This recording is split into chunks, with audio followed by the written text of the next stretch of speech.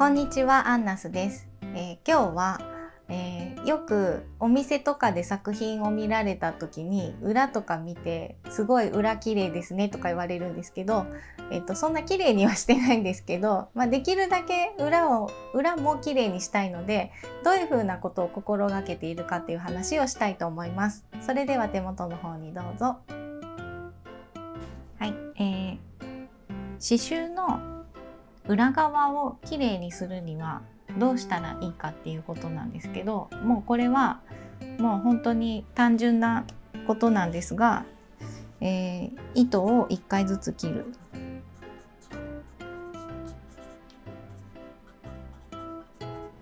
同じ茶色があるから、じゃあここ刺繍してここ刺繍してここ刺繍してってやった時に、糸をその都度切らないと、ここにビヨンビヨンって糸が渡ると、白だと表にも出ちゃうし、裏向けた時に糸がもうあっちこっち渡ってますよね。だから糸は必ずその都度切るっていうことと、あと中をくぐらせる。くぐらせる。もうこの2つだけです。でも結構めんどくさくていいやって言ってそのまま糸切らなかったりくぐらせなかったりすると、裏の糸がもうぐっちゃぐちゃにいろんなところに渡ってしまって裏が汚くなりますね。でも裏は裏なので表みたいに綺麗にはなりません。もちろんそうなんですけど、どういうことかというと、さっき言ったみたいにここの茶色はもうここで完結してここで終わらせる。一気に同じ茶色やらないとか、あとここちょっとちらっと見えてますけど、肌色を刺す時にこれどこかな、腕と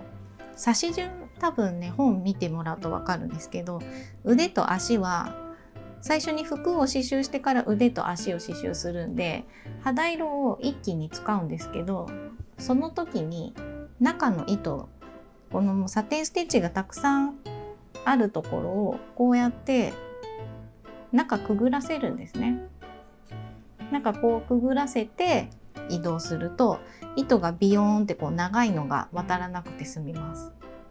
で1回ずつ切ってもいいし、こうやって中通してもいいし、それはどっちでも構わないです。という感じで、1回ずつ切る、中をくぐらせる、もうこれを頭に入れてやれば裏も綺麗になるんで、例えばハンカチとか裏が見えてしまうものに仕立てようと思う場合は、できるだけこれを頭に入れて気をつけて、やってみるといいんじゃないかなと思います。以上です。いかがでしたか？チャンネル登録といいねボタンをよろしくお願いします。それではさようなら。